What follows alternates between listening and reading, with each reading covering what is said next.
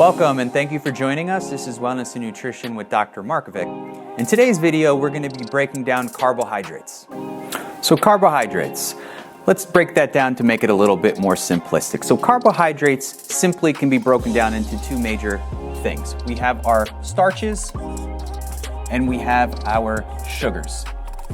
Now, when you think of those major sides of things, starches would include all of your bread products, your rice, your potatoes, your pasta, macaroni, oatmeal, grits, things of that nature would be falling under the starch, as opposed to sugar is what we think of are more common types of carbohydrates. That's going to be pretty much your fruits and some of your soft drinks and just general sugar or table sugar that we would add to different things.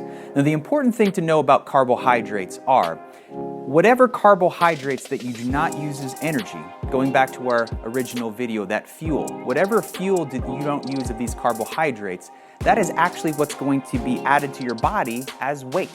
So any of these carbs that aren't used by the end of the day is what unfortunately makes our behinds a little bit bigger and our stomachs a little bit more protuberant.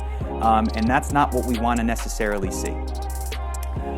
Breaking down starches, to make it a little bit simplistic, we can break down the starches to simple and complex.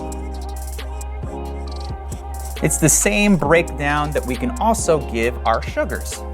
So we see that it actually makes sense and it happens on both sides. Now, simple starches are going to be things like white breads, white rice, bleach type of starches, any of those things. That would be your standard macaroni, your noodles, your pasta, lasagna, white bread, any of those things. Now, it's important to know that out of all of the starches, these simple starches, just like these simple sugars, tend to be the products in your body that are going to most likely stay on as weight.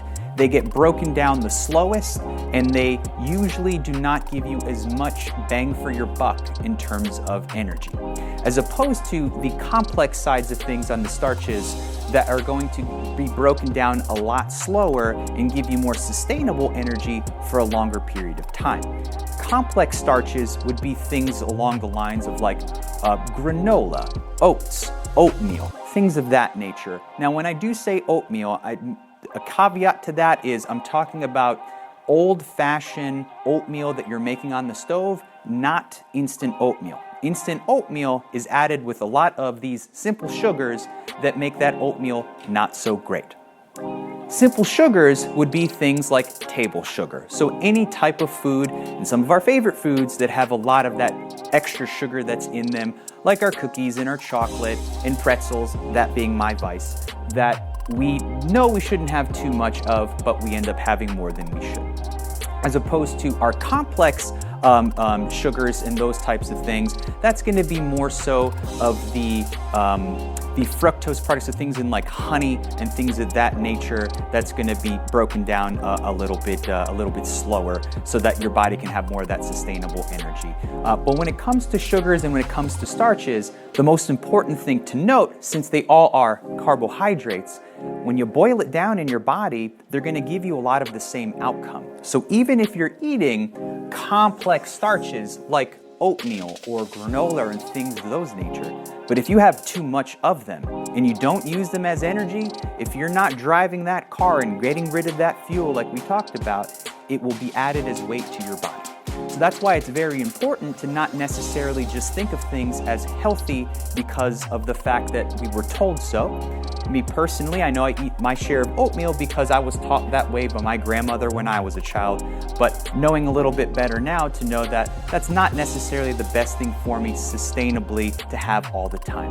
Now, it can be part of a balanced diet, and you would still want to have these on a daily basis, but the key with our carbohydrates is to portion size those carbohydrates and really look at that top of the label like we were talking about, so you only have the proper amount of carbohydrates and not have an excess. This macronutrient is not a nutrient that you want to have in excess or that you can just have liberally. We're going to talk about some of those nutrients in the future that you can have a lot more of and have more food so that you're full, so you don't overload yourself on those carbohydrates. Thank you for joining us today. That's Wellness and Nutrition with Dr. Markovic. And as always, be well and be well to each other.